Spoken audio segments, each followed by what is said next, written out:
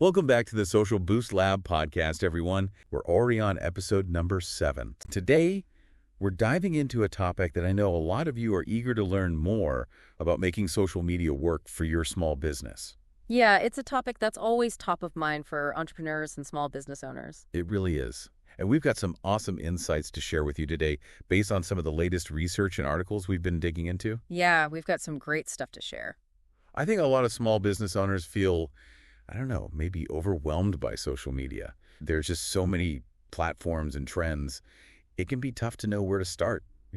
I hear you. And you know what? One of the biggest mistakes I see is businesses trying to be everywhere at once. Right, like spreading themselves too thin. Yeah, exactly. They're on all these different platforms without a clear strategy. It's kind of like throwing spaghetti at the wall and seeing what sticks. Yeah. And that's just a recipe for wasted time and effort. That's why one of the key things we want to emphasize today is having a focused social media plan.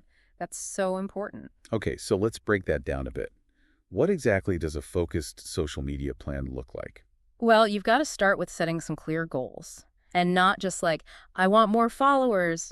You need to dig a little deeper than that. Yeah, you need to know what you want those followers to do. Right. Do you want them to visit your website?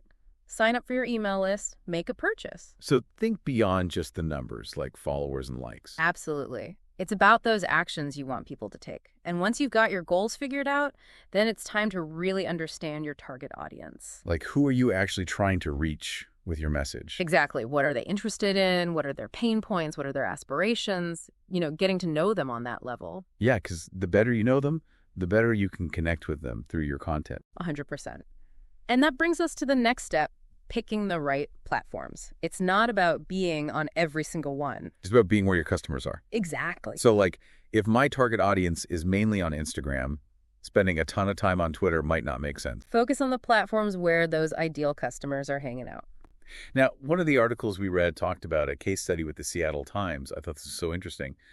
They saw a 150% increase in page views just by getting more organized with their social media. That's huge. Right. So what exactly did they change? Well, they really narrowed their focus. They picked the platforms where their readers were already most active, which was Facebook and Twitter. Makes sense. And then they started using a scheduling tool called Buffer to get on a consistent posting schedule. Oh, so it's about consistency too. Absolutely. Yeah. But it's not just posting consistently.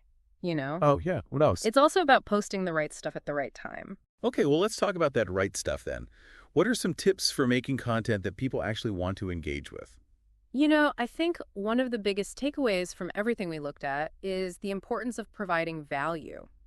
Think about it.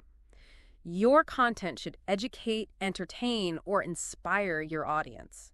So maybe blog posts, infographics, some fun behind-the-scenes videos? Yeah, exactly. And don't be afraid to try different formats. Video especially is becoming really popular. I've definitely noticed that. People are way more likely to stop scrolling for a video than a photo. For sure. And remember, the whole point is to keep people engaged and capture their attention. Right, make it visually appealing, tell a story, evoke some emotion. Yes. And, one of the sources really emphasized that storytelling aspect. Yeah, because people connect with stories. They do. So finding ways to weave narratives into your content is really powerful. So instead of just posting a product photo, I could share the story behind how that product came to be or maybe how it helped a customer. Exactly. You're bringing it to life. And by doing that, you're humanizing your brand and making it more relatable. Which builds trust and loyalty. Absolutely. Now, something I hear a lot from small business owners is, I feel like my posts are getting lost in the algorithm. Yeah. It can be tough with so much content out there. How do we make sure the right people are actually seeing our stuff? That's a great question. And that brings us to optimizing for social search. Social media platforms are basically search engines now, right? Right. So just like we work on SEO for our websites, we got to do the same for social media. Exactly. And one of the key things is keyword research.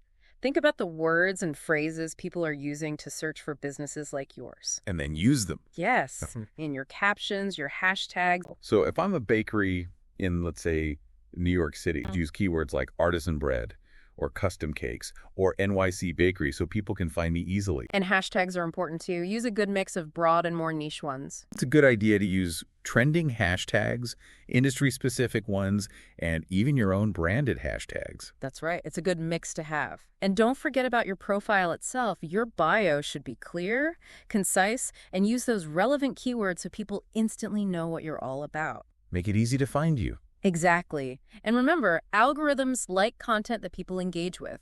The more likes, comments, shares you get, the better. So how do we encourage that engagement? One of the simplest ways is to just ask questions. At the end of your captions, invite people to share their thoughts or experiences. Oh, I love doing that. People love giving their opinions. They do. And it's a great way to start conversations and build those relationships. Speaking of building relationships, let's talk about influencer marketing.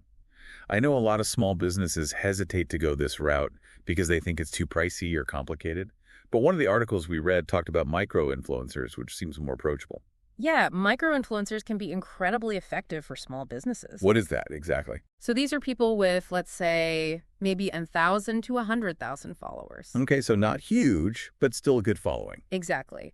And they tend to have higher engagement rates than those mega influencers. Plus, they're usually more affordable. And they usually have a more specific niche, right? Right. So you're more likely to reach people who are already interested in what you offer. The key is to find those micro-influencers whose values align with your brand and who have an audience that matches your target market. Makes sense. And once you've found them, you need to build real, genuine relationships with them. I couldn't agree more. It's a partnership.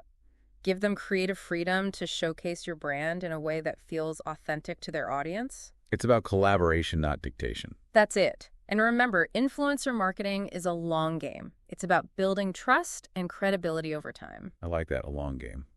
So, shifting gears a bit, let's talk about user-generated content, another strategy that can be super powerful for small businesses. Absolutely. We're talking about encouraging our customers to create content for us, right? Exactly. User-generated content, or UGC, is an awesome way to build social proof. Right, because people trust other people more than they trust traditional ads. Exactly. When they see real people using and loving your products, it's way more persuasive. And one of the sources had a brilliant example of this in action. Oh, what was it? GoPro's Photo of the Day campaign. Oh, yeah. Those are amazing photos. Right. So GoPro encourages their customers to submit photos and videos taken with their cameras, and then they feature one on their social media every day. So smart. They're showcasing their products, building community. It's a win-win. GoPro gets awesome content, and their customers get recognition. So how can we encourage our customers to do that for us? Well, you could create a branded hashtag and encourage people to use it when they share content related to your brand. That's a great way to collect it all in one place. Right. You could even do contests or giveaways where people have to create content to enter. Oh, that's a fun idea. Right. And always, always show appreciation for the content that people create. Repost it, give shout-outs, make them feel valued. Yeah, foster that sense of community. Make people feel like they're part of something bigger. Okay, we've covered a lot, but I want to talk about live video, another big one for social media. Oh, it's such a great way to connect with your audience in a more personal way. It brings back that human touch, Totally. And it allows you to show off your personality, your expertise, everything that makes your brand unique. So any tips for using live video effectively? Well, planning is key. Don't just wing it.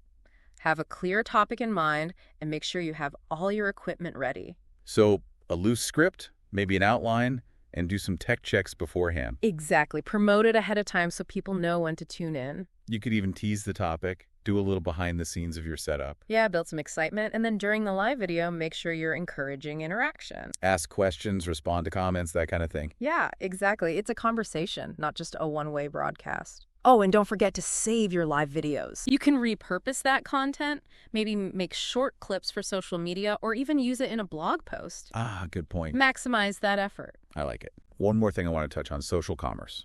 Oh, yeah. The lines between social media and e-commerce are definitely blurring. Big opportunity for small businesses. Huge. So how do we make the most of it? First, you got to have a shoppable storefront set up. Wherever your target audience is, that's where you need to be set up to sell.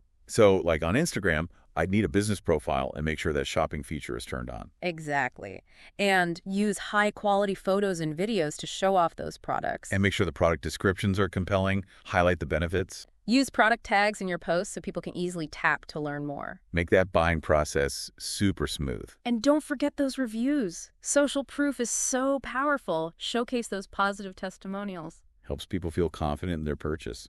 Exactly. It's all about making it convenient for people to learn about your products and buy them without ever having to leave the platform. Oh, so smart. And a perfect example of how social media is becoming more than just a place to connect. It's a powerful tool for growing your business. You know, one thing that I think always comes up is budget, right? Oh, yeah, definitely. Especially for small businesses.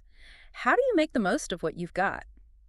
It's a huge concern, especially when they're first starting out. Absolutely. That's why I think it's so important to be really strategic with your social media advertising. Yeah. You know? Because a lot of small businesses think, oh, I can't afford paid ads.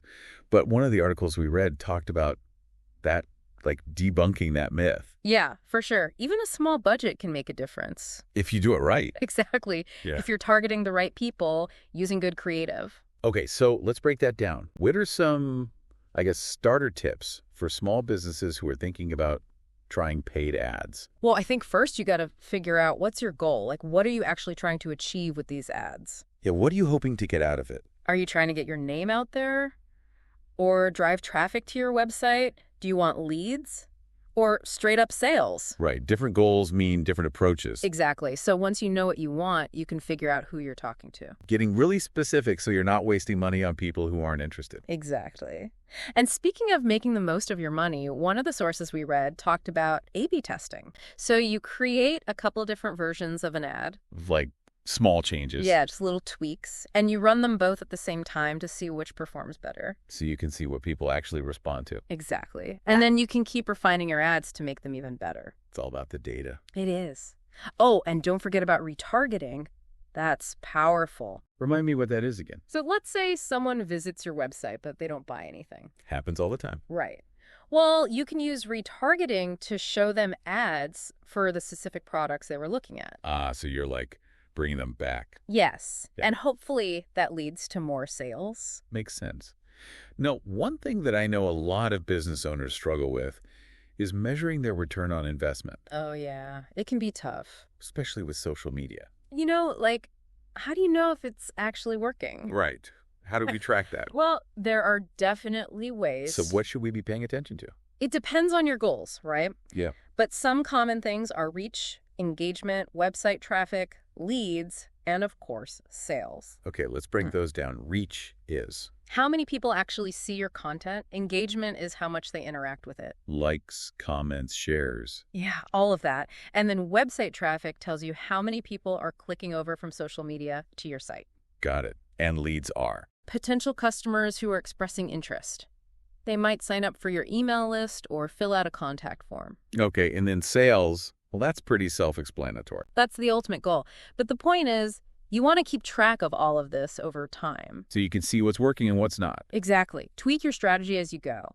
And there are tons of great tools out there that can help you track all of this. Like what? Well, a lot of the platforms have their own analytics built in, but there are also third-party tools like Hootsuite and Google Analytics. They give you even more data, right? Yep. So you don't have to just guess anymore. Now, one thing we haven't talked about yet is staying up to date, Oh, good point. because social media is constantly changing. How do we keep up with all the new trends and best practices? Well, there are a few ways. Following industry blogs and publications is a good start. Any recommendations? Yeah, Social Media Examiner and Marketing Crofts are great. They're always sharing insights from experts.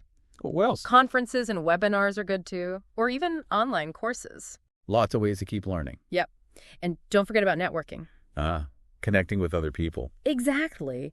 Talk to other social media marketers, other small business owners. Share ideas.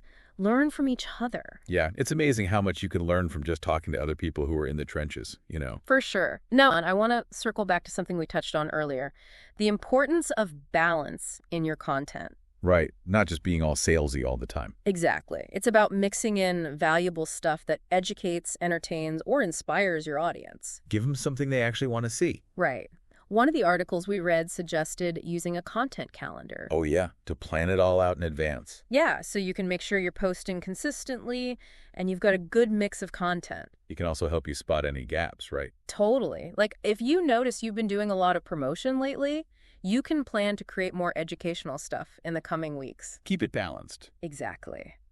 Now, speaking of giving your audience what they want, we got to talk about listening to them. Social media is a two-way street, you know? It's not just about you talking at them. Exactly. Engage in those conversations, build those relationships. So pay attention to the comments, respond to questions, all of that. Yes. And don't be afraid to ask for feedback directly.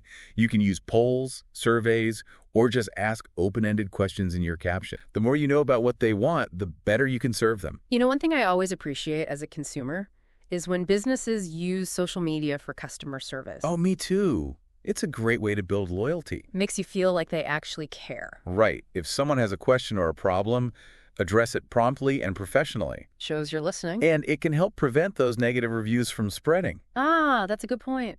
Right. Because if someone feels like they're not being heard, they're more likely to complain online. Yeah, totally. So be responsive, be proactive. You might be able to turn that unhappy customer into a happy one. Now, I want to touch on something that's really important to me. Authenticity. Be genuine, be transparent, be true to your brand. Don't try to be someone you're not. Exactly. Let your personality shine through. Let people see the real you. People connect with people, not with some faceless brand. I completely agree.